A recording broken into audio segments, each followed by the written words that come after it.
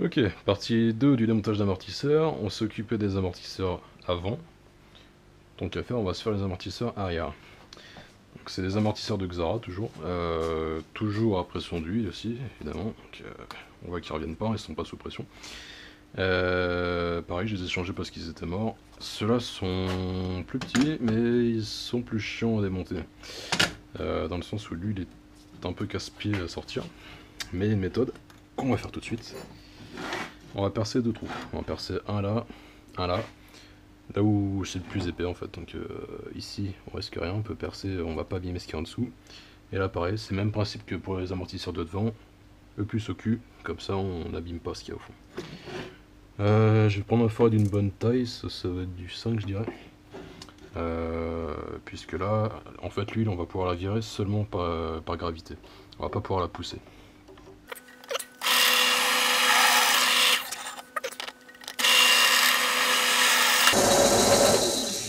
Évidemment, il ne faut pas traverser, sinon on abîme ce qui est en tout.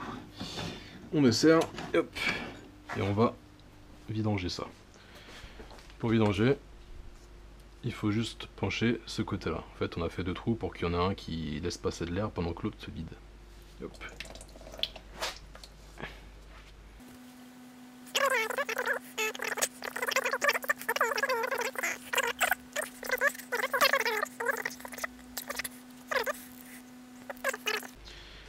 Hop, on met dans les taux.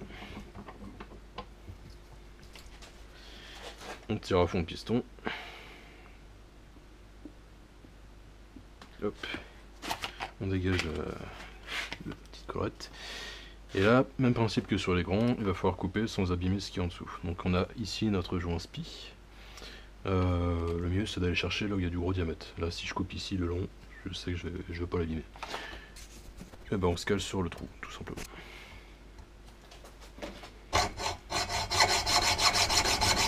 Alors, une bonne idée, ça peut être de laisser le bac en dessous, c'est ce que j'ai fait, puisque lorsqu'on va découper, le reste d'huile va s'écouler.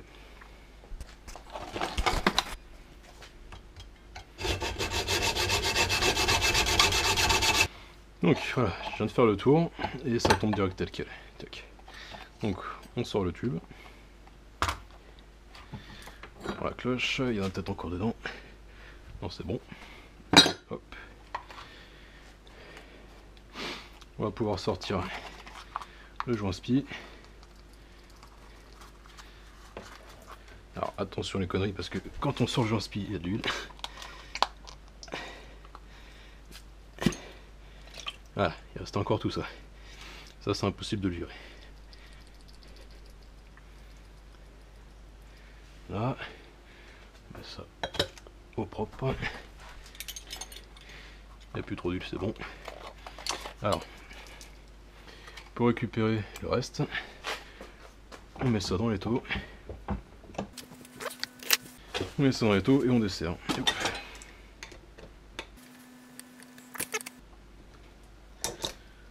Voilà. On peut y aller à la main, il n'y a rien qui va nous péter la gueule.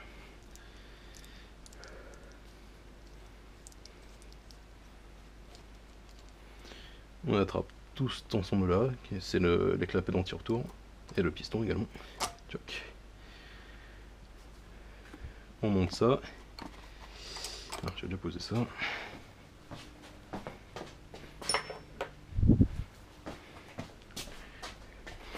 On fait monter l'ensemble qui est là. On récupère le ressort et un petit auric là. Je sais pas exactement, ça change par rapport à ceux de devant.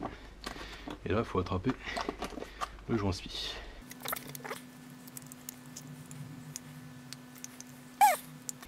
Bon, il fait chier. On le met de côté avec le ressort et on va scier l'axe. Donc ça dégage.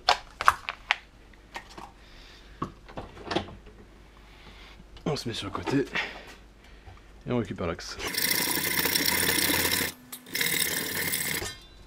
Bon allez, voilà. Et un bel axe. Alors, qu'est-ce qu'on a pu récupérer de beau comme matos? Le cylindre complet, ça fait cet ensemble là, qui finalement est identique à ceux de devant, mais en version plus petite. On a là-dedans donc un bel axe de piston avec son joint spi. Vous ferez gaffe éventuellement et bavurer ce truc là, parce que sinon ça fait ça, quand on essaie de l'enfoncer. Au bout, on a quoi? Un très gros ressort qui a le même rôle que l'autre, donc prendre les impacts en cas de détente trop brusque. Celui-là est monté avec un joint torique sur une bague flottante. Je sais pas exactement à quoi ça sert pour le coup. Là, franchement, j'en sais rien. Il n'y a pas de joint à l'intérieur. Et on a l'ensemble du piston. Alors toujours avec du matériau, je sais pas exactement ce que c'est, un espèce de revêtement là, mais c'est pas du caoutchouc. Pour étanchéité hydraulique.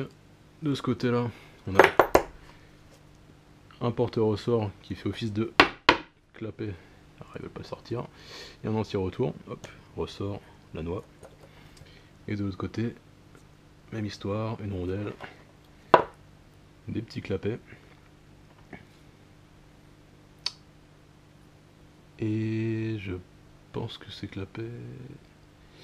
Non, j'allais dire qu'ils ont le même effet que les autres, c'est-à-dire réagir différemment sur les impacts, mais non.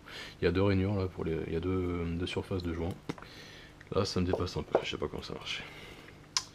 Donc ça intéressera typiquement ceux qui veulent réutiliser ça comme une pompe hydraulique, faire une utilisation différente. Moi, je sais pas si ça m'intéressait des masses, encore que le format est vraiment sympa. Un gros ressort pour qui veut. Hop. Et donc de la matière sympa à usiner. Un axe de piston qui logiquement dans la même matière que l'autre, donc pas trop dur à usiner. Et forcément donc, il y a des saletés dessus. Un beau tube bien usiné, bien ajusté avec le piston si besoin. Et au bout on a un anti-retour comme c'était le cas sur les grands. Anti-retour à deux voies j'ai l'impression pour le coup. Ouais. Ça c'est de la dynamique, je sais pas exactement comment ça marche.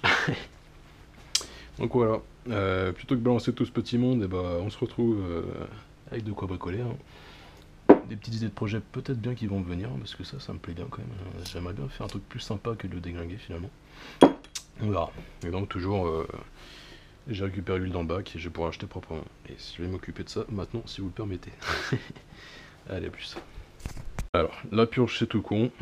On oriente le trou vers le bac. On penche un peu comme ça. Et on fait des va-et-vient avec la tige.